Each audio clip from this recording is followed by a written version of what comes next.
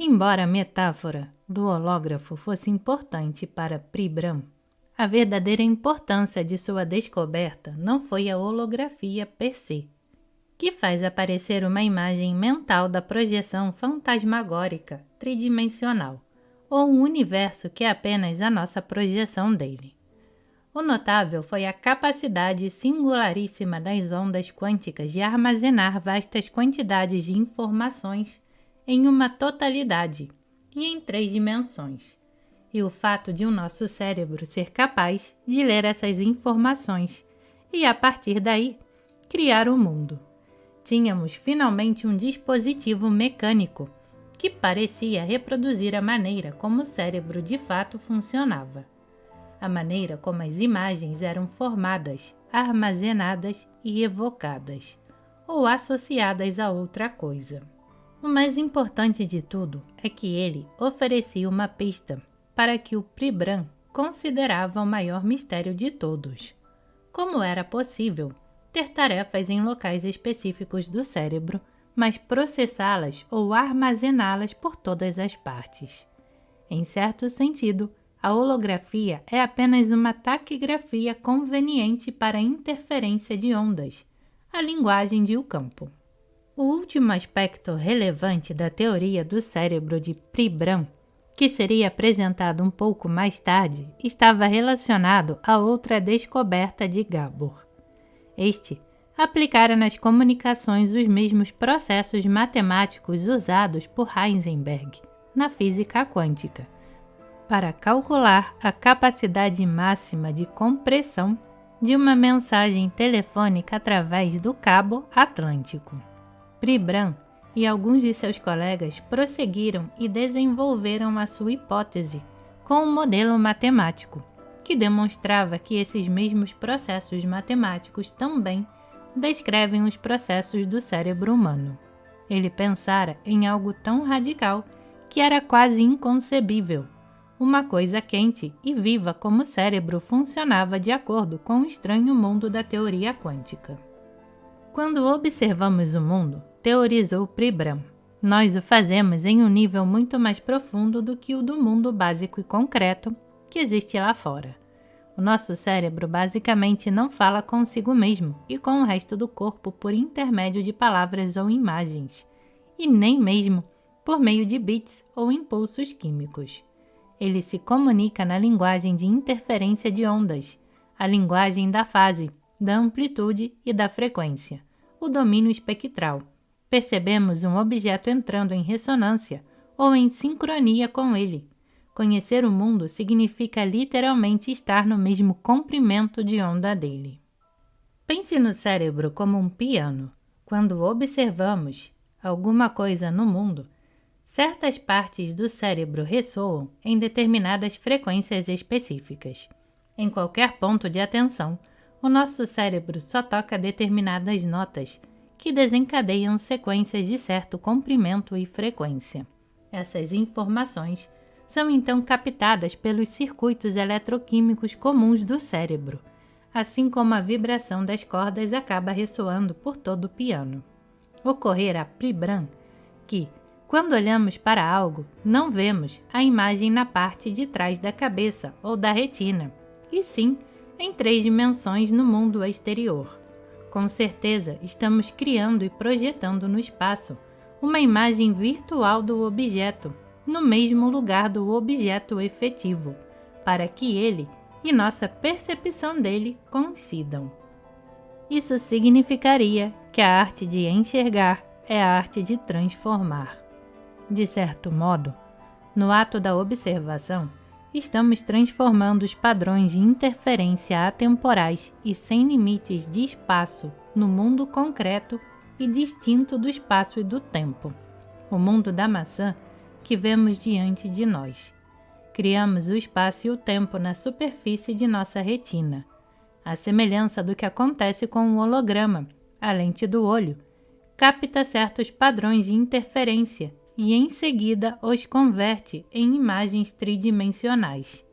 Esse tipo de projeção virtual é necessário para que estendamos a mão e toquemos a maçã onde ela realmente está, e não em algum lugar dentro da nossa cabeça. Se estivermos projetando imagens no espaço o tempo todo, a nossa imagem do mundo é, na verdade, uma criação virtual. De acordo com a teoria de Pribram, quando reparamos em alguma coisa pela primeira vez, determinadas frequências ressoam nos neurônios de nosso cérebro. Esses neurônios enviam informações sobre essas frequências para outro conjunto de neurônios.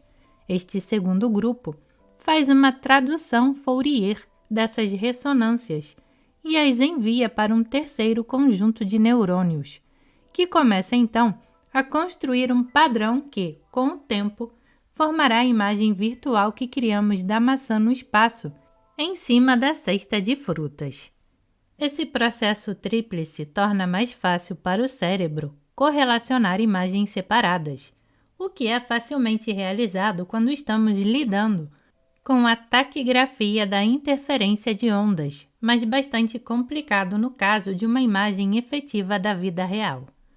Pribram raciocinou que, após enxergar, o cérebro precisa então processar a informação na taquigrafia dos padrões de frequência de ondas e espalhá-los pelo cérebro em uma rede de distribuição, como a rede de uma área local que copia todas as instruções importantes para muitos funcionários do escritório.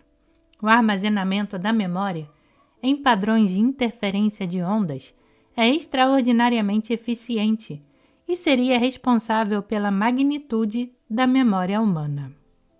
As ondas são capazes de conter quantidades inimagináveis de dados, bem mais do que as 280 quintilhões de unidades de informação que supostamente constituem a memória humana típica acumulada ao longo do tempo médio de vida.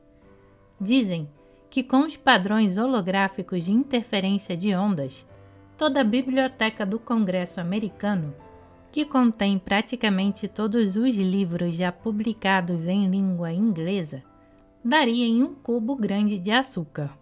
O modelo holográfico também explicaria a evocação instantânea da memória, frequentemente como uma imagem tridimensional. As teorias de Pribram a respeito do papel distribuído da memória e da linguagem de frente de onda do cérebro enfrentaram muita incredulidade, em particular na década de 1960, quando foram publicadas pela primeira vez. Um dos principais cientistas que ridicularizaram a teoria da memória distribuída foi o biólogo Paul Pietsy, da Universidade de Indiana.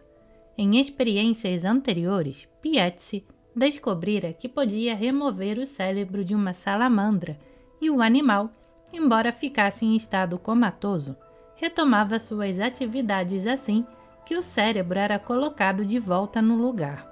Se Pribram estivesse correto, parte do cérebro da salamandra poderia ser removido ou remanejado, e isso não afetaria o seu funcionamento habitual. Mas Pietsy tinha certeza de que Pribram estava errado e mostrou-se firmemente determinado a provar que era ele, Pietsy, que estava certo. Em uma série de mais de 700 experimentos, Pietsy retirou um grande número de cérebros de salamandra. Antes de colocá-los de volta, começou a adulterá-los. Em experimentações sucessivas, ele inverteu, suprimiu, retirou e remanejou fatias, e até mesmo moeu como salsicha o cérebro das suas cobaias. No entanto, por mais que os cérebros fossem brutalmente mutilados ou reduzidos em tamanho, o que tivesse restado do cérebro deles era devolvido aos donos, e as salamandras se recuperavam e retomavam o comportamento normal. Depois de ser um cético absoluto, Pietsy converteu-se ao ponto de vista de Pribram de que a memória está distribuída por todo o cérebro. As teorias de Pribram também foram defendidas em 1979 por uma equipe formada por um casal de neurofisiologistas da Universidade da Califórnia, em Berkeley, Hussein e Carey DeValois. Converteram simples padrões achadrezados e semelhantes a tabuleiros de damas em ondas de Fourier e descobriram que as células cerebrais de gatos e macacos não reagiam aos padrões propriamente ditos, mas aos padrões de interferência de suas ondas componentes. Um sem número de pesquisas, detalhadas pela equipe do casal de Valois, no livro Visão Espacial, demonstram que diversas células do sistema visual estão sintonizadas em certas frequências. Outros estudos realizados por Fergus Campbell da Universidade de Cambridge, na Inglaterra, assim como por uma série de outros laboratórios, também revelaram que o córtex cerebral dos seres humanos podem ser ajustados a frequências específicas. Isso explicaria como podemos reconhecer as coisas como sendo as mesmas, ainda quando seus tamanhos diferem enormemente. Pribram também mostrou que o cérebro é um analisador de frequências um tanto seletivo. Ele demonstrou que o cérebro contém um certo envoltório ou mecanismo que limita as informações, que, caso contrário, estariam disponíveis infinitamente para nós, para que não sejamos bombardeados por informações de ondas ilimitadas contidas no campo de ponto zero. Nas pesquisas que o próprio Pribram realizou em laboratório, ele confirmou que o córtex visual dos gatos e dos macacos reagia a uma amplitude limitada de frequências. Russell de Valois e seus colegas também demonstraram que os campos receptivos nos neurônios do córtex estavam sintonizados com uma amplitude de frequências muito pequenas. Nas experiências tanto com gatos quanto com seres humanos, Campbell também demonstrou que os neurônios do cérebro reagiam a uma faixa limitada de frequências. Em determinado momento, Pribram se deparou com o trabalho do russo Nikolai Bernstein. Este havia filmado voluntários, trabalhos inteiramente de preto, em cujas roupas haviam sido aplicadas fitas adesivas e pequenas marcas brancas para indicar os membros, algo como a clássica roupa de esqueleto usadas no Halloween. Era solicitado aos participantes que dançassem contra um fundo preto enquanto eram filmados. Quando o filme era processado, tudo o que se conseguia ver era uma série de pontos brancos movendo-se em um padrão contínuo em forma de onda. Bernstein analisou as ondas. Para seu assombro, todos os movimentos rítmicos podiam ser representados em soma trigonométricas de Fourier, a um ponto tal que ele descobriu que poderia prever os movimentos seguintes dos dançarinos, como uma margem de erro de poucos milímetros. O fato de que o movimento podia, de certo modo, ser representado formalmente por meio de equações de Fourier fez com que Pribram compreendesse que as conversas do cérebro com o corpo também poderiam estar ocorrendo sob a forma de ondas e padrões, e não de imagens. De algum modo, o cérebro tinha a capacidade de analisar o movimento, desmembrá-lo em frequências de onda e transmitir essa taquigrafia de padrão de onda para o resto do corpo. Essa informação transmitida não localmente, para muitas partes de forma simultânea, explicaria como podemos executar, com relativa facilidade, complicadas tarefas globais que envolvem múltiplas partes do corpo, como andar de bicicleta ou de patins. Isso também explica como podemos copiar uma tarefa com facilidade. Pribram também se deparou com indícios de que nossos outros sentidos, olfato, paladar e audição, operam por intermédio da análise de frequências. Nos experimentos do próprio Pribram com gatos, em que ele registrou frequências do córtex motor desses animais, enquanto a pata dianteira direita estava se movendo para cima e para baixo, ele descobriu que, de maneira similar ao córtex visual, as células individuais no córtex motor do gato só reagiam a um número limitado de frequências de movimento. Assim como as cordas individuais de um piano só respondem a uma amplitude de frequências limitada. Pribram estava tendo dificuldade para descobrir onde esse complexo processo de decodificação e transformação de frente de onda poderia estar acontecendo. Ocorreu-lhe então que a região do cérebro onde os padrões de interferência poderiam ser criados não era uma célula particular, e sim os espaços entre elas. Na extremidade de cada neurônio, a unidade básica das células cerebrais, existem sinapses, onde cargas químicas se acumulam, desencadeando com o tempo descargas elétricas através desses espaços para os outros neurônios. Nos mesmos espaços, dendritos, minúsculos filamentos de extremidades nervosas que flutuam de um lado para o outro, como hastes de trigo em uma brisa suave, comunicam-se com outros neurônios, enviando e recebendo os seus próprios impulsos de ondas elétricas. Esses potenciais de ondas lentas, como são chamados, circulam através da glia, ou neuróglia, a substância adesiva que envolve os neurônios, empurrando delicadamente outras ondas ou até mesmo colidindo com elas. Era nessa conjuntura movimentada, um lugar com um incessante embaralhamento da comunicação entre sinapses e dendritos, que era mais provável que as frequências de onda pudessem ser captadas e analisadas em imagens holográficas formadas, já que esses padrões de onda, que se entrelaçam de maneira contínua, estão criando centenas de milhares de padrões de interferência de ondas. Pribram conjeturou que essas colisões de ondas deveriam criar as imagens pictóricas no cérebro. Quando percebemos algo, não o fazemos devido à atividade dos neurônios em si, mas a certos grupos de dendritos, distribuídos ao redor do cérebro, os quais, à semelhança de uma estação de rádio, estão ajustados para ressoar somente em determinadas frequências. É como ter um vasto número de cordas de piano sobre a cabeça, com apenas algumas delas vibrando quando uma nota específica é tocada. Basicamente, Pribram deixou que outros cientistas testassem as suas teses, para não comprometer o seu trabalho mais tradicional no laboratório, por ter se associado a ideias revolucionárias. Sua teoria, então, foi abandonada durante alguns anos.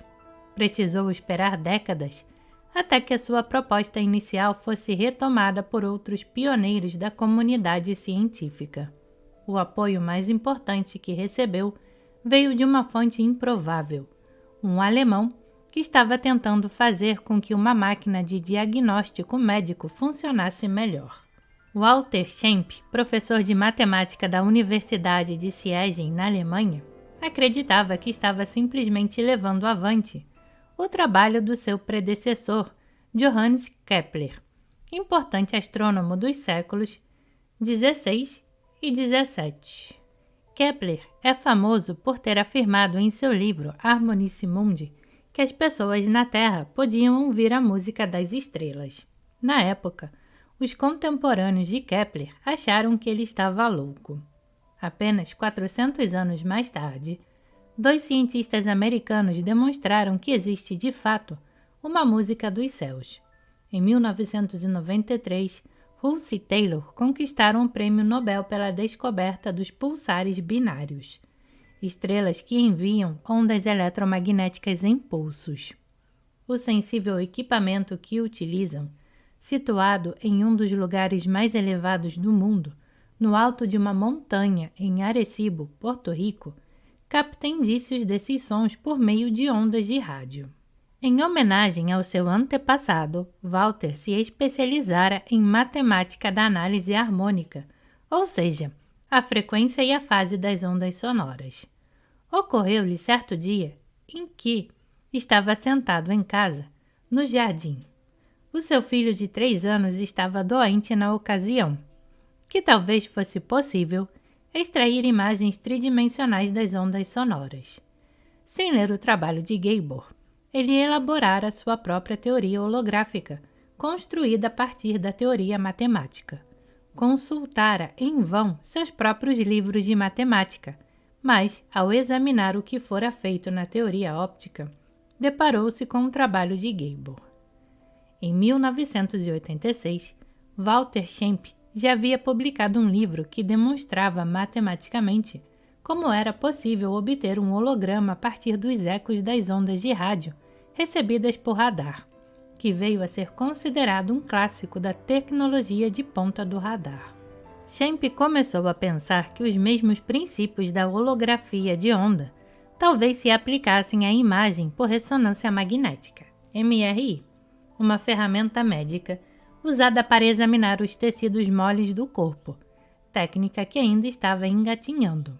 No entanto, quando decidiu investigar, logo percebeu que as pessoas que haviam desenvolvido os aparelhos e os estavam operando tinham muita pouca noção de como a MRI funcionava. A tecnologia era tão primitiva que estava sendo usada de maneira intuitiva. Os pacientes tinham que ficar sentados durante 4 horas ou mais, enquanto fotografias eram tiradas lentamente, sendo que ninguém tinha a exata certeza de como isso era feito. Walter estava profundamente insatisfeito com a tecnologia da MRI e compreendeu que tornar as imagens mais nítidas era uma tarefa relativamente simples.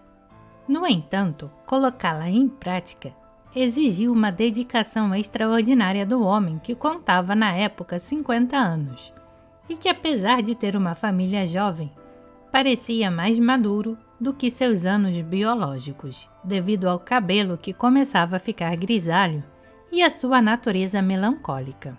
Walter precisou estudar medicina, biologia e radiologia, a fim de se tornar capacitado a utilizar o equipamento.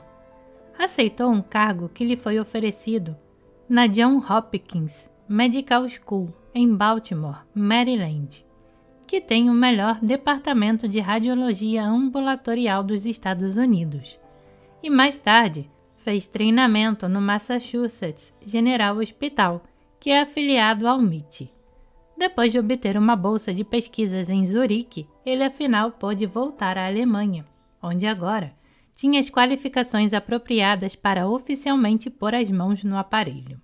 Tirar fotografias do cérebro e dos tecidos moles do corpo com a MRI é, em geral, uma questão de chegar à água que se esconde nos vários cantos e fendas. Para fazer isso, precisamos ser capazes de encontrar o núcleo das moléculas de água espalhadas no cérebro. Como os prótons giram como pequenos ímãs, frequentemente é mais simples localizá-los aplicando um campo magnético. Isso faz com que o movimento giratório se acelere, chegando com o tempo ao ponto no qual os núcleos se comportam como giroscópios microscópicos que giram descontrolados. Toda essa manipulação molecular torna as moléculas de água muito mais visíveis, possibilitando que o aparelho de MRI as localize e depois extraia uma imagem dos tecidos moles do cérebro. À medida que as moléculas perdem velocidade, elas emitem radiação. Schempp descobriu que essa radiação continha informações de onda codificadas a respeito do corpo, que o aparelho consegue captar e depois usar para reconstruir uma imagem tridimensional do mesmo. As informações são extraídas sob a forma de um holograma codificado de uma fatia do cérebro ou do corpo que desejamos examinar. Utilizando as transformações de Fourier e muitas fatias do corpo, combinamos e posteriormente transformamos essas informações em uma imagem óptica. Schempp deu seguimento à sua pesquisa e ajudou a revolucionar a construção de aparelhos de MRI.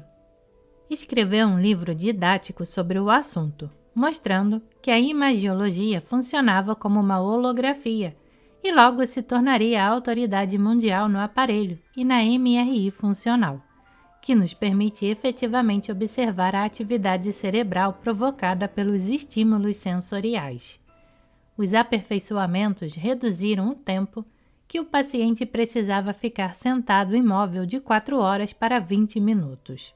Mas Walter começou a se perguntar se os processos matemáticos e a teoria de como esse aparelho funcionava poderiam ser aplicados a sistemas biológicos.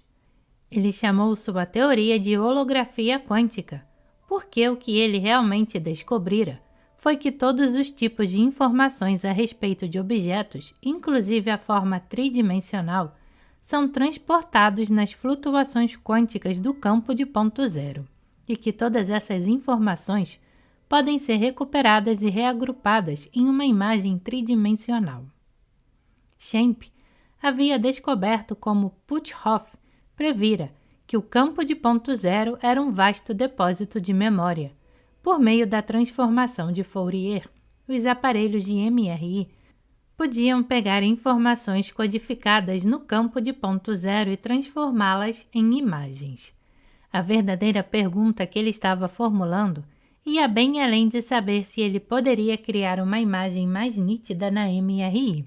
O que Walter Schempp estava de fato tentando descobrir era se as suas equações matemáticas revelavam o segredo do cérebro humano.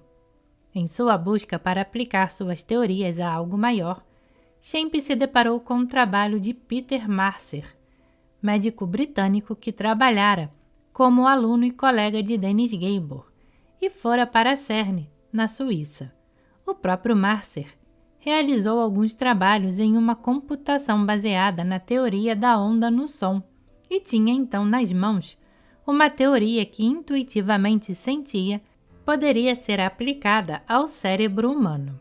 O problema era que a teoria era abstrata e geral e precisava de uma base matemática maior que a tornasse concreta. No início da década de 1990, ele recebeu um telefonema de Walter Schempp, cujo trabalho foi a tábua de salvação de sua teoria. Ele fundamentou o seu próprio trabalho em algo meticuloso e matemático.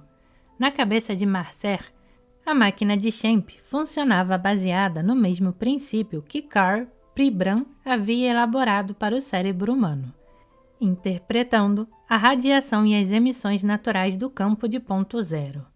Walter não tinha apenas um mapa matemático de como o processamento de informações no cérebro poderia funcionar, o que correspondia a uma demonstração matemática das teorias de Pribram.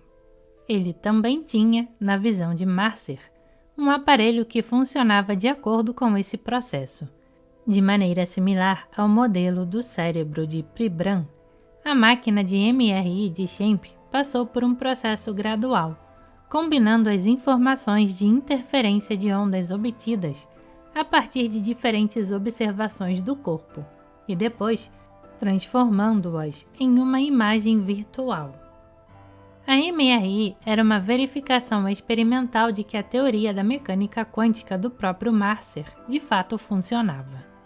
Embora Schempp tivesse redigido algumas dissertações gerais a respeito de como seu trabalho poderia ser aplicado aos sistemas biológicos, foi só com o início da parceria com Marcer que ele começou a aplicar sua teoria a uma teoria da natureza e da célula individual. Escreveram artigos juntos, a cada vez refinando as teorias. 2 anos depois, Marcer estava participando de uma conferência e ouviu Edgar Mitchell falar a respeito de sua própria teoria da natureza e da percepção humana, que lhe pareceu, por um feliz acaso, semelhante à sua. Os 2 cientistas almoçaram juntos várias vezes, conversando animadamente e comparando anotações, e chegaram à conclusão de que os 3 precisavam colaborar entre si. Schempp também iria se corresponder com Pribram e trocar informações com ele. Descobriram algo que o trabalho de Pribram sempre sugerira: a percepção ocorria em um nível muito mais fundamental da matéria, no mundo das profundezas da partícula quântica. Não víamos os objetos per se, mas apenas suas informações quânticas, e a partir daí construíamos nossa imagem do mundo. Perceber o mundo era uma questão de entrar em sintonia com o campo de ponto zero.